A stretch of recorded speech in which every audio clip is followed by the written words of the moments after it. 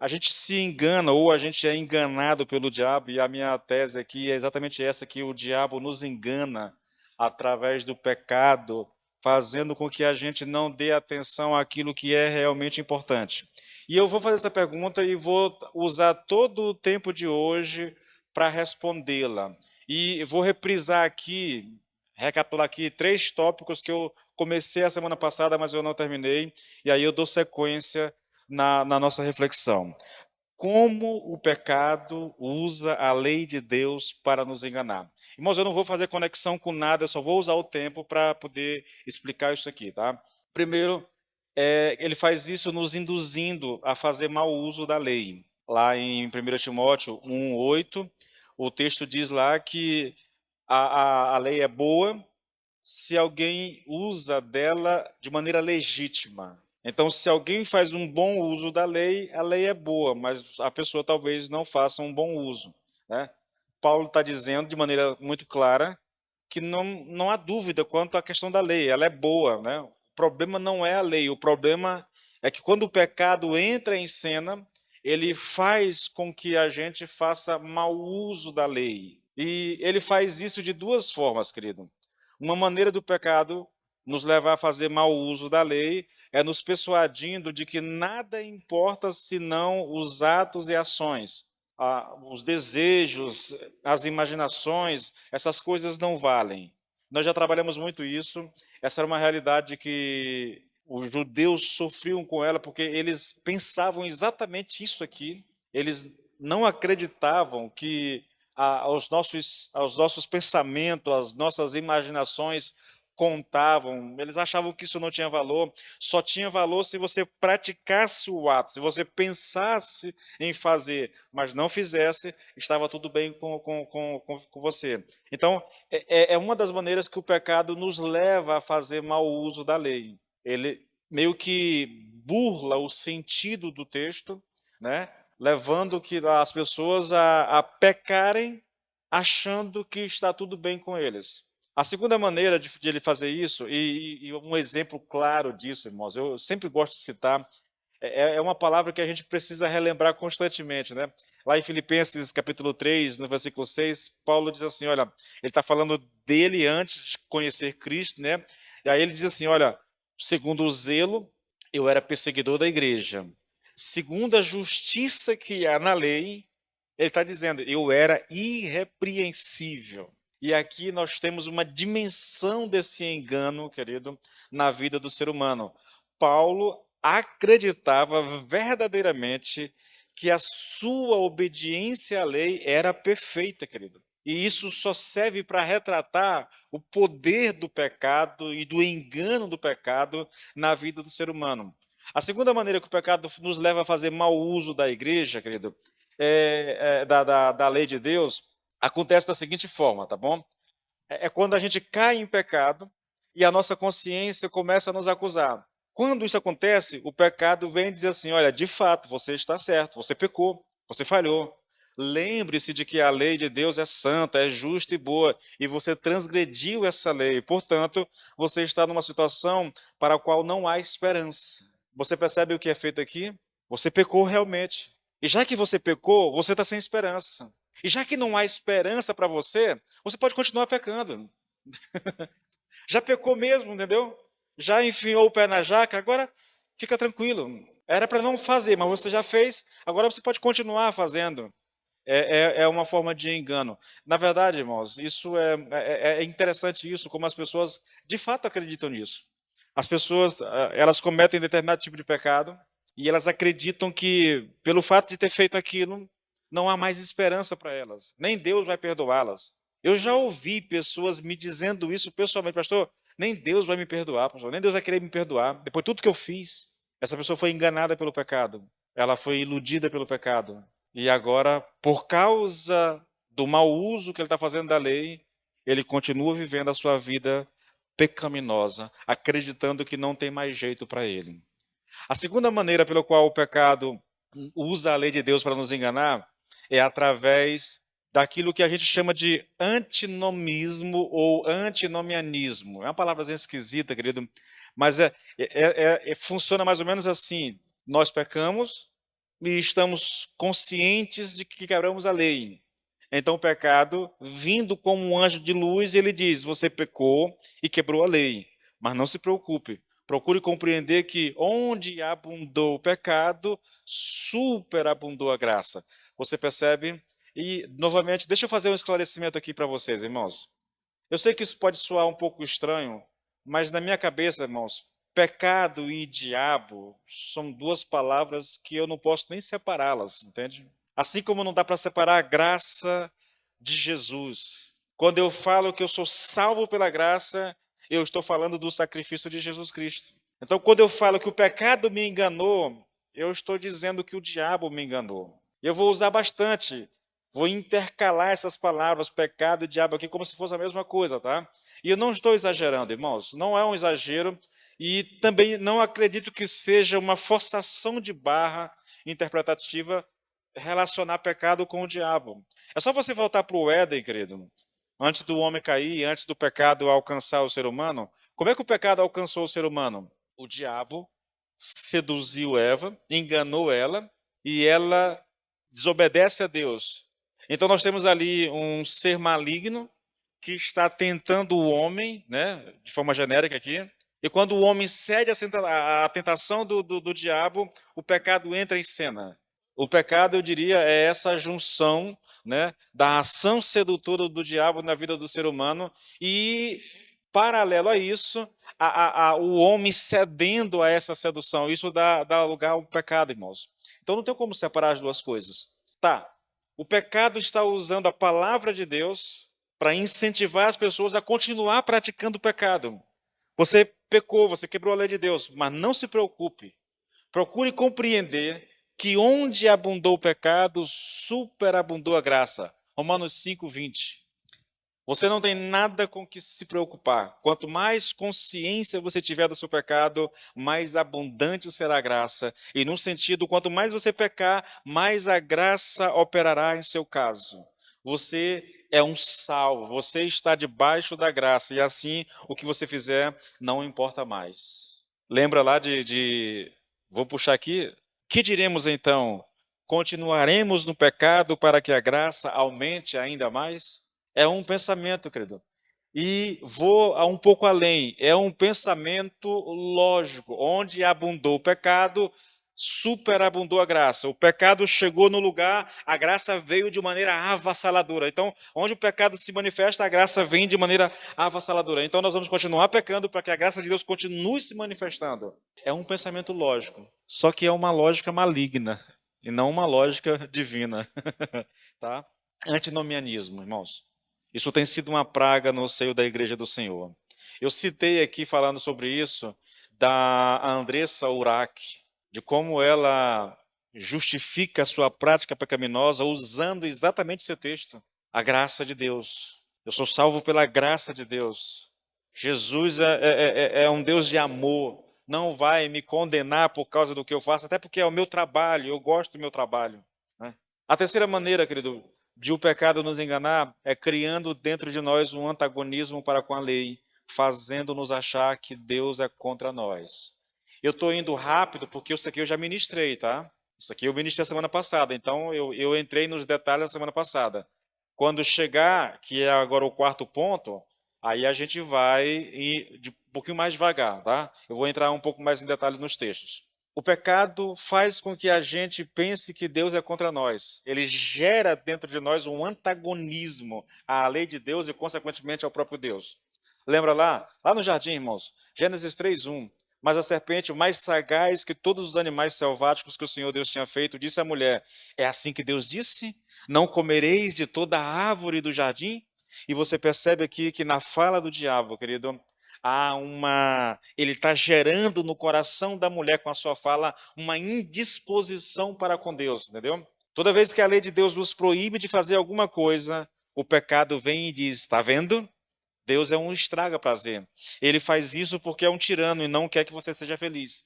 Isso nós vamos ouvir de pessoas religiosas, isso nós vamos ouvir dos nossos amiguinhos do mundo, entendeu? Que gostam das farras e nos convidam para a farra e a gente vai dizer: não, não vou não, porque geralmente a pessoa diz: porque eu sou crente. Eu nunca digo, irmãos, eu lembro de uma menina chegar para um rapaz chegou para a menina e disse assim: olha, Ele disse que estava afim dela, queria namorar com ela, e ela disse assim: não, eu não posso namorar contigo porque eu sou crente. Quando a pessoa diz isso, irmãos, nas entrelinhas, ela está deixando uma mensagem muito clara. Se você fosse crente, eu namoraria contigo, mas porque você não é crente, eu não namoro contigo. Isso está dando a dica para o rapaz, não para se converter, mas para ele ir para a igreja. Porque ela já disse: eu só não namoro porque você é crente. Não é crente. Se você fosse, eu namoraria. Então, eu acho que nós nunca deveríamos dizer para um amigo nosso assim: olha, eu não posso fazer isso porque eu sou crente. Se eu não fosse, eu faria. Né? Parece que o ser crente, irmãos, não é uma boa forma de argumentar com as pessoas, não é uma boa forma de você resistir às tentações do mundo. Parece, e as pessoas fazem a gente pensar isso, que Deus realmente é um estraga-prazer. Eu tenho dito isso, irmãos, assim, bastante nas minhas reflexões, principalmente nas redes sociais, que Deus é um estraga-prazer para muita gente, até para crente. As pessoas veem Deus como alguém que tem prazer em nos privar daquilo que nos daria prazer. Quem pensa assim, querido, vai encarar a vida cristã como se fosse um fardo muito pesado, um fardo insuportável, e que em algum momento ele vai se desfazer desse fardo e vai mergulhar no pecado mesmo com gosto, sabe? Porque não deveria ser essa a nossa percepção, querido, nosso entendimento a respeito da vontade de Deus para nós. E aqui, irmãos, daqui eu sigo então, tá bom? Agora não é mais recapitulação. A quarta maneira pela qual o pecado nos engana usando a lei de Deus é fazendo a gente pensar que a lei de Deus é irracional em suas exigências. Ou seja, é fazer a gente pensar que a lei de Deus é injusta. Eu estou dando sequência ao pensamento do item anterior, tá bom? O pecado age, querido, nos fazendo acreditar que tudo que a Bíblia exige de nós tem o propósito de tirar de nós aquilo que gostamos. E ao mesmo tempo que tira de nós aquilo que a gente gosta, a Bíblia nos manda fazer coisas que nós não apreciamos. Eu poderia explorar isso aqui, irmãos, de maneira assim exaustiva, sabia? Eu estou lembrando das minhas filhas. Aquilo que a gente quer fazer, que a gente gosta de fazer, vocês não deixam fazer. Quer que a gente faça a vontade de vocês, e a gente não quer fazer a vontade de vocês. Muita gente encara Deus dessa forma, irmãos. Aí ela vive um cristianismo bagunçado, um cristianismo tortuoso, sabe? Um cristianismo que é escravidão, que é fardo, na verdade. Porque ela não foi transformada, e porque não foi transformada, o seu coração e o seu prazer estão nas coisas do mundo. Só que quando ela vai para a palavra, quando ela vai ler a palavra, quando ela vai ouvir a pregação vai dizer: olha, isso é pecado. Mas ao ouvir isso, nós entramos em choque, porque nós queremos fazer, o nosso coração anela fazer essas coisas. Mas aí vem a palavra de Deus: olha, isso é errado, Deus não concorda, Deus não aceita. Se você fizer, você vai estar em pecado, vai estar se colocando debaixo do juízo de Deus. E aí, querido, nós temos um problema sério, sabe, para muitas pessoas. E eu lembro de uma amiga minha: não vou, Edilson, para a igreja, porque se eu for para a igreja, eu vou ter que obedecer. E eu não quero obedecer. Gente, eu ouvi isso de uma menina que foi líder na igreja, que era ministra de louvor, que manifestava uma paixão por Deus que era cativante. Mas eu ouvi dos lábios dela: não posso ir para a igreja, porque se eu for, eu vou ter que obedecer. E eu quero continuar vivendo da forma como eu estou vivendo. Elas entendem Deus, querido, e a lei de Deus como um fardo que a gente coloca nas costas dessas pessoas, sabem? E que é difícil de carregar. Eu fico pensando assim, irmãos, olha, qual é o problema de um casal de namorados, queridos, se relacionarem sexualmente? O problema é que Deus condena isso. O mundo instiga, o mundo fomenta essas coisas. Os amiguinhos fazem piadas de você se você não ceder esse tipo de tentação. Mas a Bíblia condena. E aí as pessoas olham para você e tá vendo? Esse negócio de ser crente, esse negócio é muito. E aí, querido, o irmãozinho ou a irmãzinha tem que se virar com a pressão dos colegas, dos amigos, para não ceder à tentação. E muitas vezes, por causa da pressão do grupo, ela cede à tentação, entendeu? E mergulha no pecado mesmo. Se você não tiver muita convicção em Deus, irmãos, daquilo que você crê, se você não estiver muito centrado no Senhor, firmado no Senhor, dificilmente você vai resistir à tentação dos colegas, principalmente quando eles vêm zombar daquilo que nós cremos. Irmãos, é um negócio complicado isso, sabe? O diabo faz parecer que a lei de Deus é injusta. O diabo faz parecer que tudo que a Bíblia nos ordena tira a nossa alegria. Obedecer a Bíblia, novamente, é um fardo muito pesado, é viver uma vida muito carrancuda, sem se privando de prazeres, se privando daquilo que você gosta de fazer, que o seu coração anela por fazer. O pecado que nos convence, querido, de que a função da lei é exigir de nós coisas que nós não gostamos de fazer, que ninguém jamais pode fazer. Dessa forma, ela nos persuade a odiar a lei de Deus. O pecado nos persuade a odiar a lei de Deus. E por causa da nossa irritação e do nosso ódio contra a lei, quando ele nos manda fazer alguma coisa, quando a lei diz faça uma coisa, ela vai produzir em nós exatamente o desejo de não fazê-la. Eu vejo isso constantemente em casa, na vida das minhas filhas, irmãos. 9 anos de idade. Mas é incrível como elas nos veem, principalmente quando a gente proíbe de fazer aquilo que elas querem muito fazer. Lá em casa a regra, sem que haja a leitura bíblica, e leitura bíblica e 30 minutos de um livro qualquer que elas escolham. Sem isso, elas não podem usar o celular e nem podem ver televisão. Não tem exceção, irmãos. Não tem. E tem dia que elas brigam e se escabelam, dizendo que a gente é ruim com elas, que nós somos malvados, que a gente não deixa fazer o que elas querem. Quando eu ouço aquilo das minhas filhas, irmãos, eu me imagino muitos crentes vivendo exatamente dessa forma com relação a Deus. Eles querem porque querem o pecado, mas aí se defrontam com a palavra que diz é pecado, não pode, entendeu? E alguns chutam o pau da barraca e vão para o pecado mesmo, porque não querem obedecer a Deus. O grande drama, querido, é exatamente o pecado está usando o egoísmo do ser humano contra Deus, entendeu? Está usando o querer do ser humano, a vontade do ser humano contra o próprio Deus. É um negócio terrível, irmãos. E é uma realidade vivida até mesmo por nós crentes, por nós. Muitas vezes, irmãos, a gente tem que abrir mão de coisas que a gente aprecia por uma questão de consciência com Deus. Eu não faço porque eu sei que se eu fizer isso vai desagradar o coração do meu Deus. Às vezes não é nem errado fazer, mas fazer pode trazer mau testemunho, então a gente opta por não fazer. E o correto, irmãos, é fazer essa opção com alegria, com alegria. Agora, é preciso que haja muita convicção, irmãos, muita convicção da nossa fé no Senhor, da nossa relação com o Senhor, para que a gente faça isso alegremente, sem se maldizer, sem reclamar, sem abrir a boca para murmurar.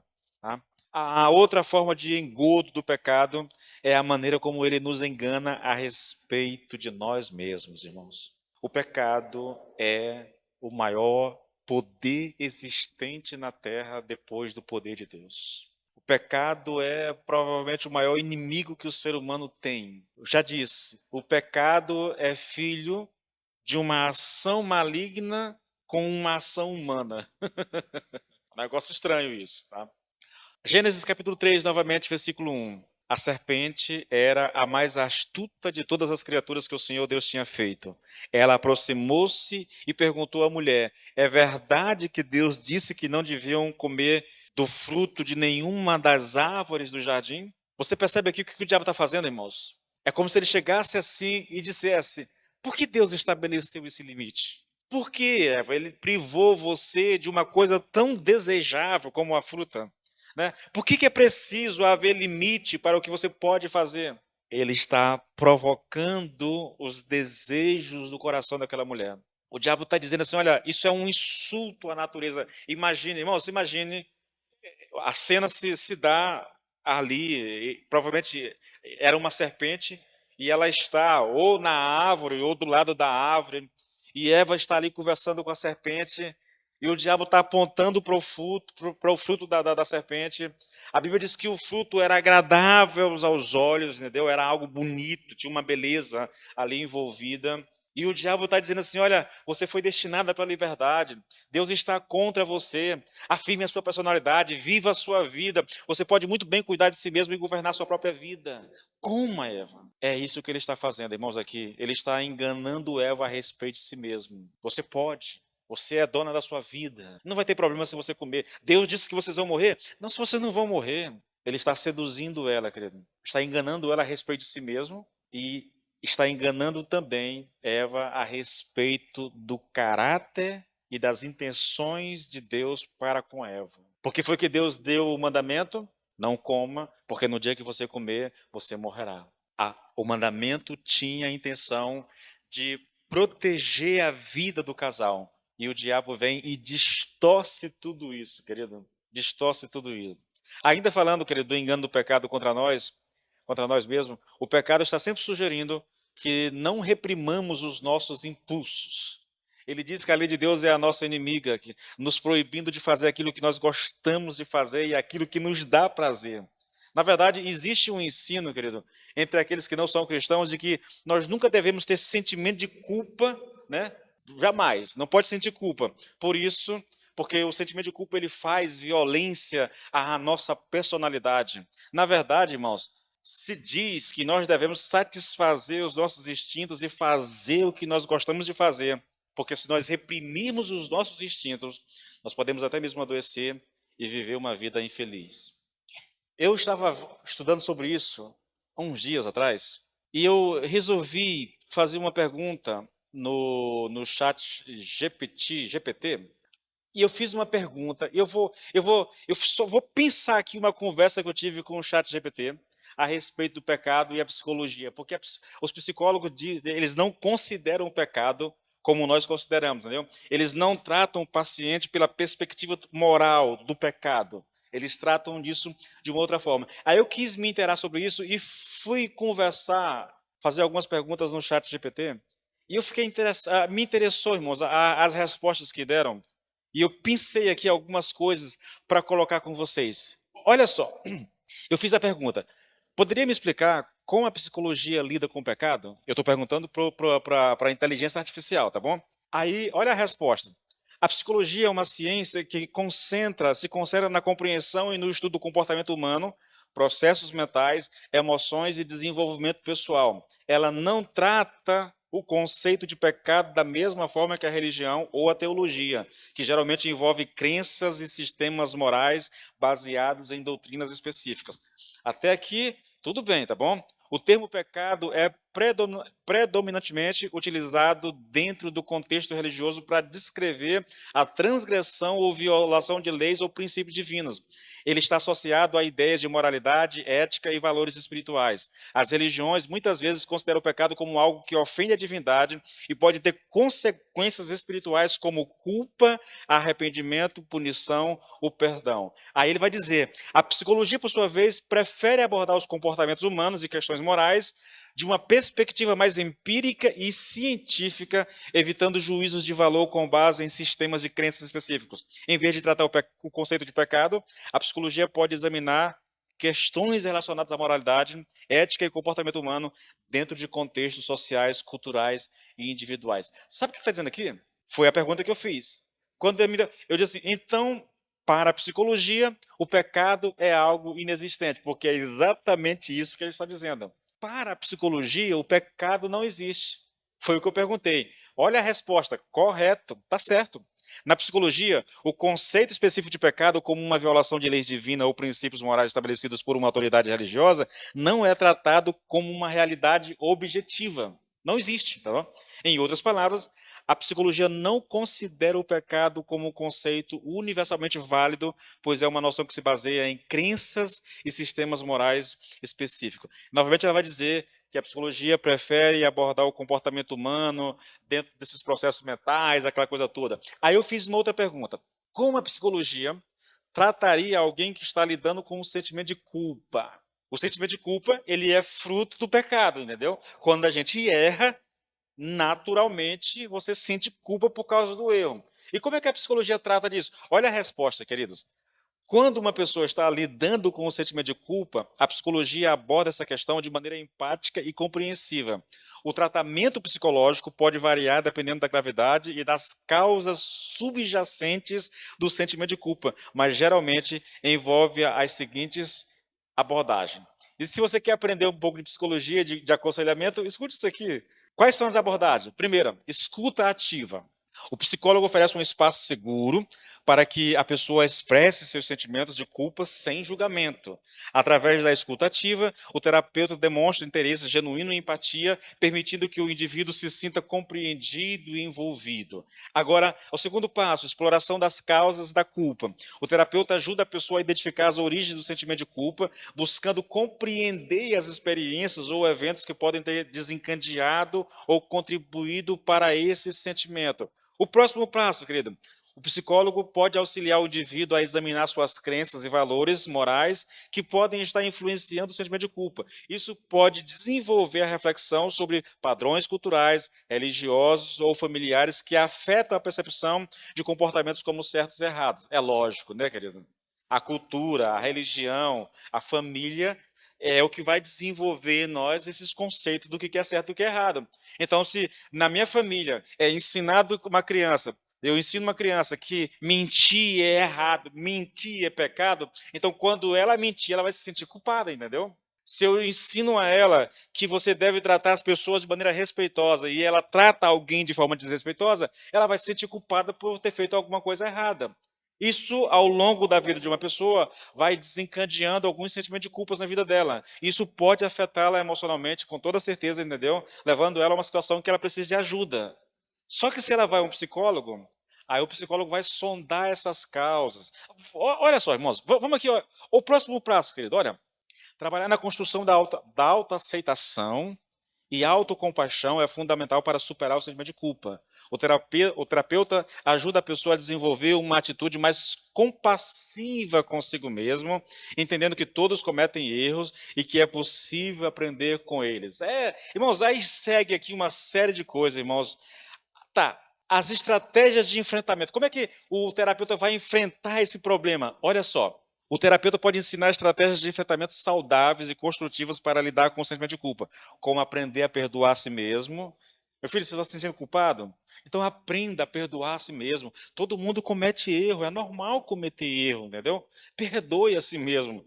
Mas em nenhum momento ele está tratando do problema em si. Foi o que você fez de verdade. Errou, né? Fazer reparos. Tá, eu fiz uma última pergunta aqui.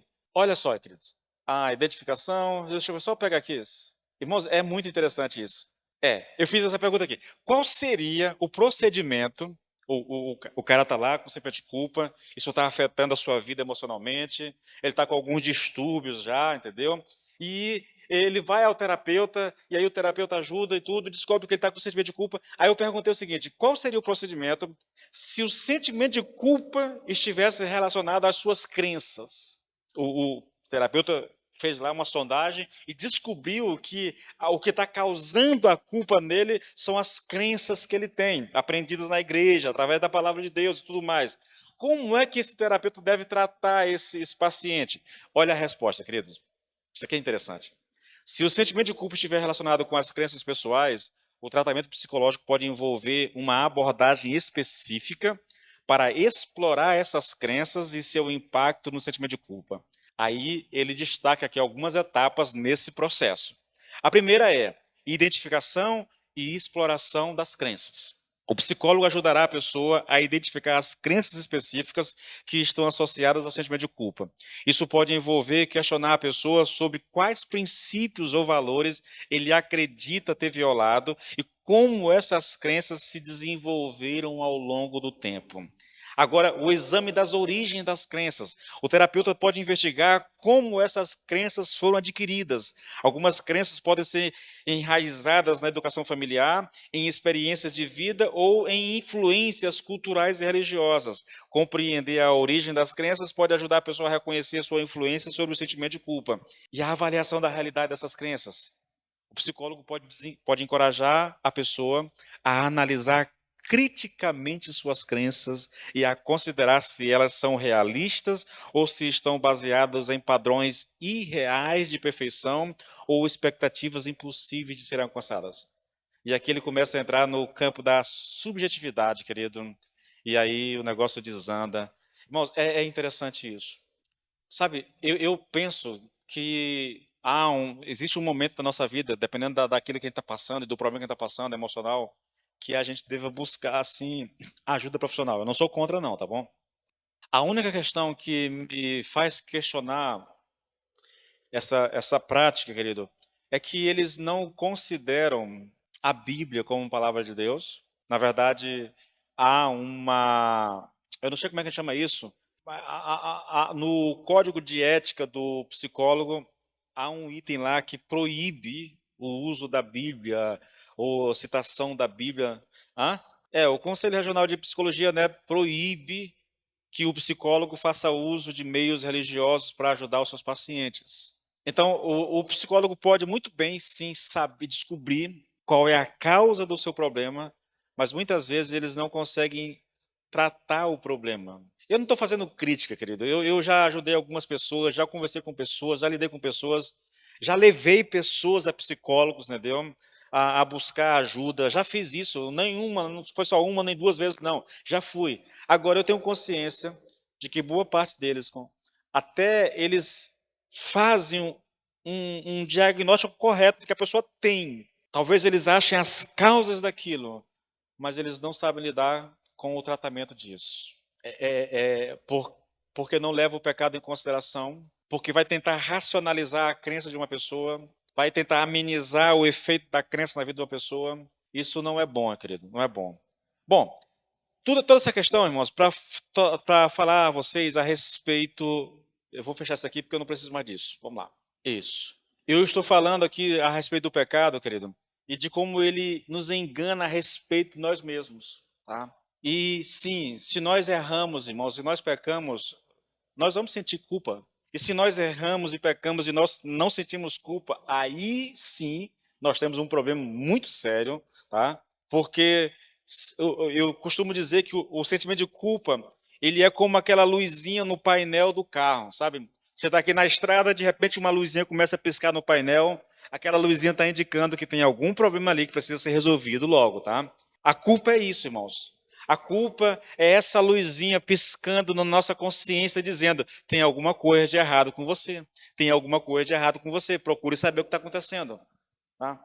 Agora, se eu sou crente, irmãos, e eu cometo pecado, e eu não sinto nada, não há sentimento de culpa, nenhuma luz pisca na minha consciência, então aí tem um problema muito sério, querido. Aí nós temos um problema muito sério, mais sério do que o sentimento de culpa em si.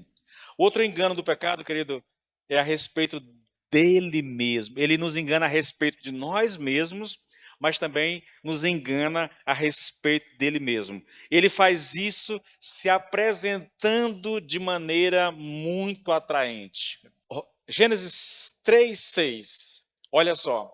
Vendo a mulher que a árvore era boa para se comer, agradável aos olhos e árvore desejável para dar entendimento, tomou do fruto e comeu. A árvore era atraente, o fruto era atraente, irmãos. Sabe aquelas perguntas? Como pode, ou como poderia Deus me proibir de comer uma fruta tão bela e gostosa e que ainda me poderia dar entendimento, né?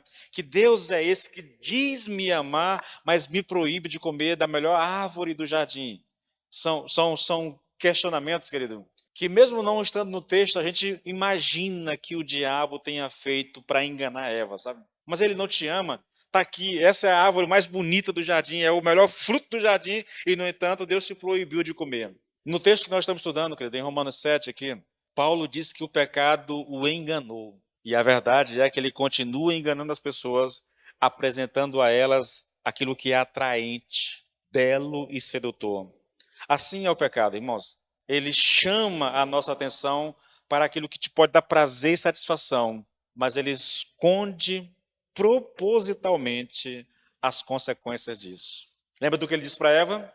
Foi assim que Deus disse: não coma. Eva disse: não, não foi bem assim não. E o diabo voltou lá e disse: ele apresentou a árvore, apresentou o fruto, disse o que ela poderia conseguir se ela comesse aquele fruto, mas não falou das consequências daquela atitude. É assim que o pecado age. Você já observou a atitude do pecado em relação ao cristianismo? Tudo é feito, irmãos, para que a vida cristã pareça muito sem graça. Já observou isso? A pessoa vai a um aniversário de crente, aí ele começa a reclamar: não tem cerveja, mas não tem bebida, mas não sei o que tem, o negócio sem graça, ninguém brinca, ninguém dança, ninguém.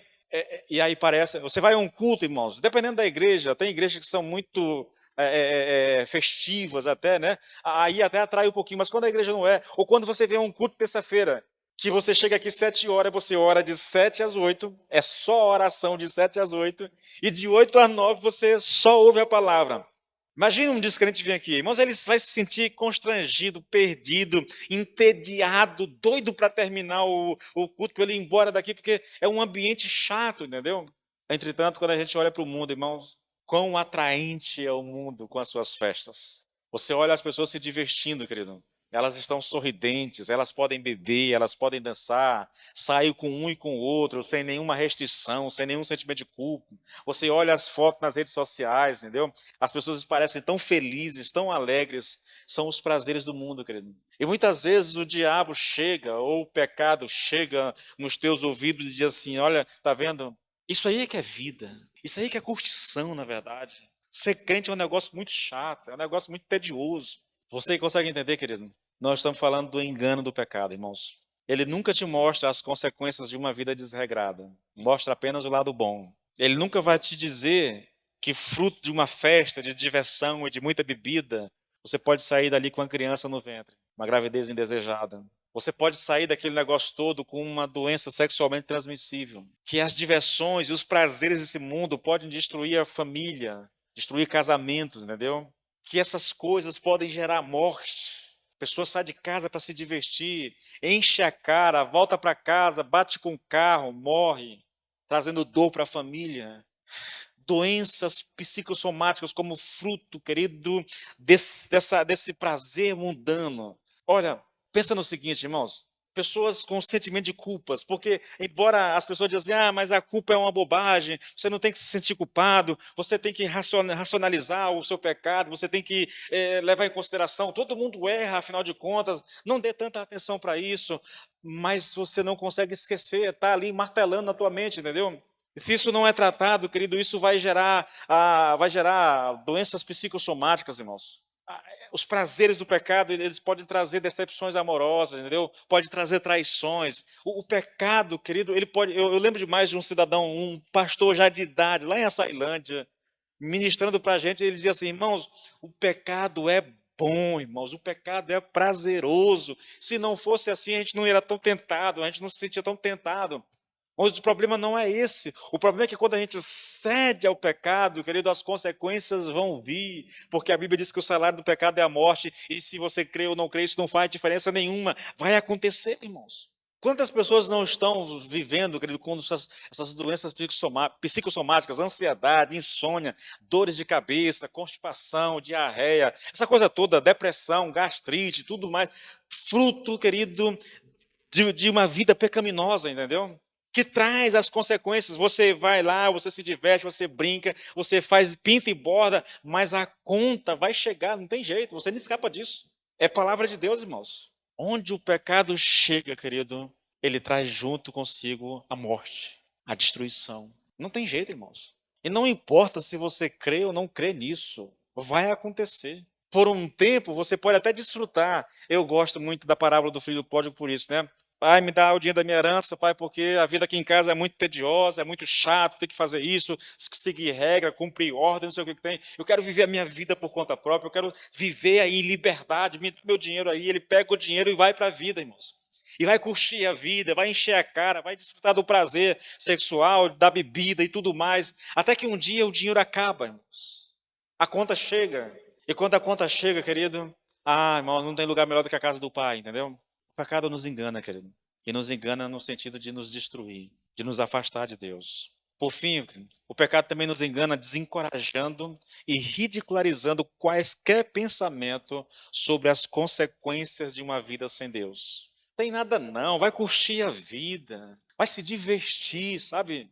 Se é homem, vai lá, aproveita a vida. Esse negócio de ser fiel a uma mulher só, isso é coisa do outro mundo. Isso a gente vai viver a vida, vai aproveitar. Novamente, irmãos, Gênesis 3. É verdade que Deus disse: não coma do fruto de nenhuma árvore do jardim?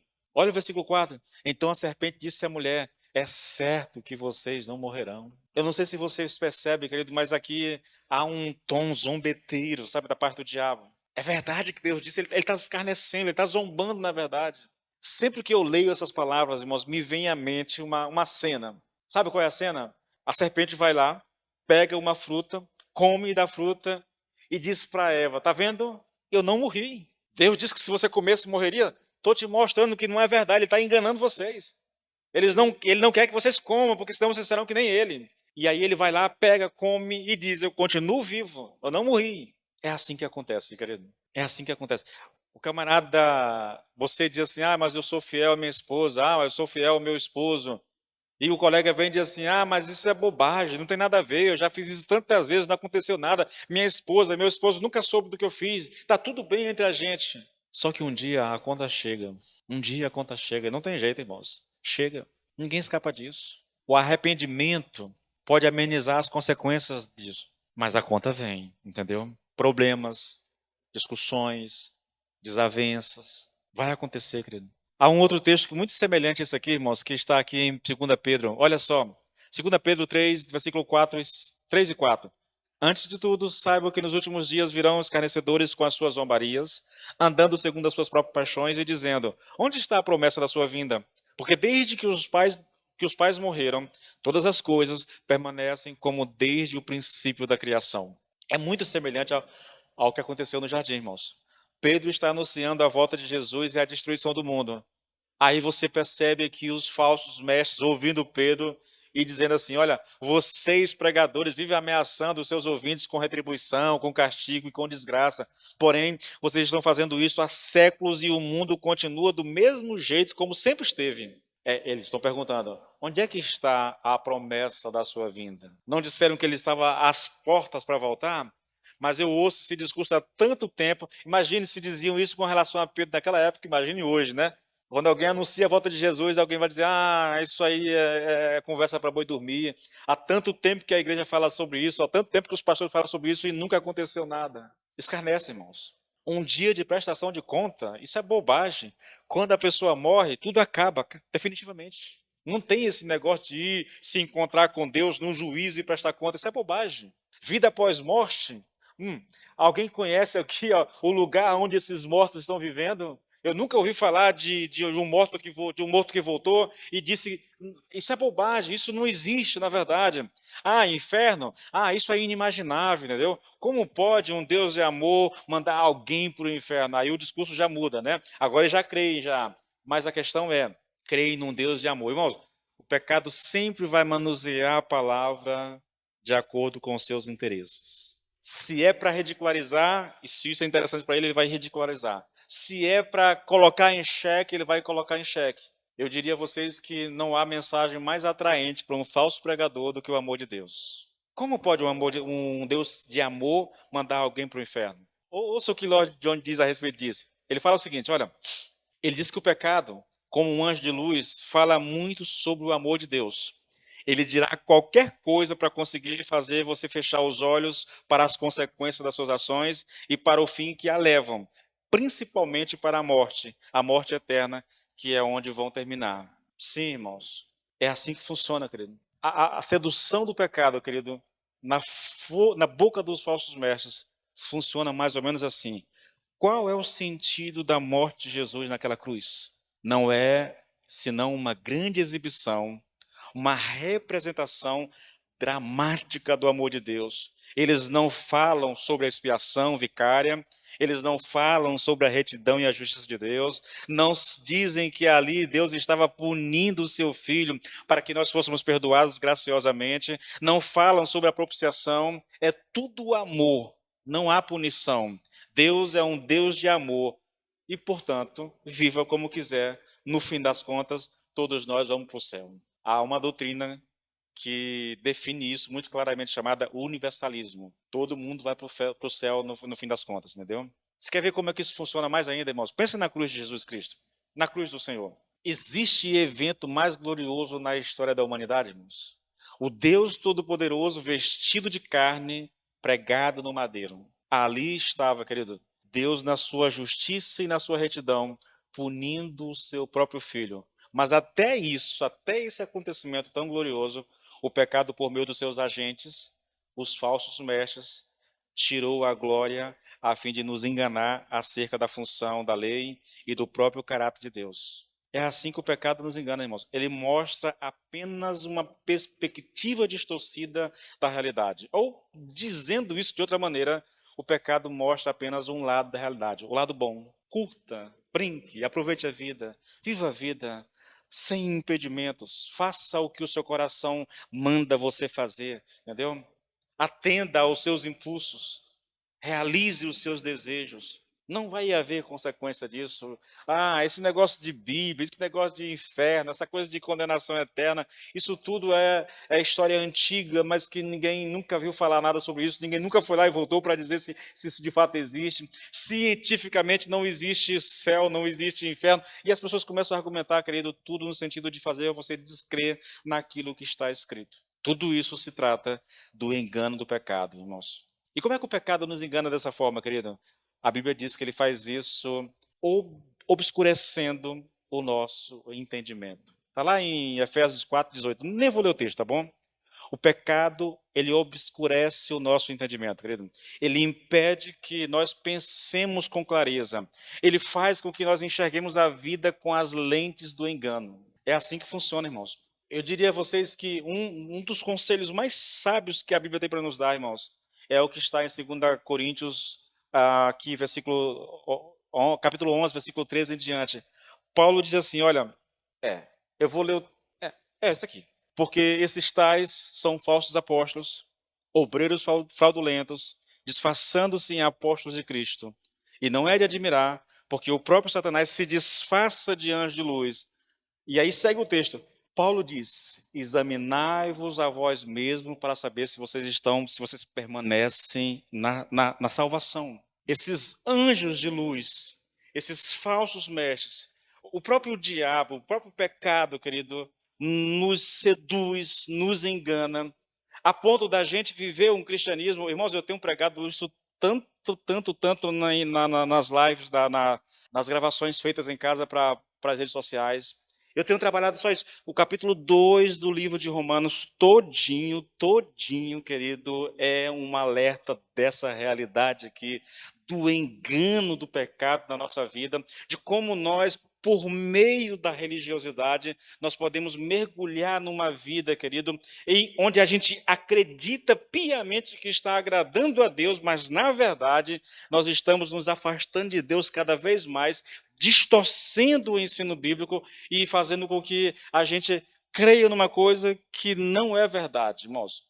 Os judeus se apegavam à circuncisão, os judeus se apegavam à lei de Deus, os judeus se apegavam ao fato de serem descendentes de Abraão, criam nessas coisas, confiavam nessas coisas e pensavam que pelo fato dessas coisas dizerem respeito a eles, estava tudo bem com eles.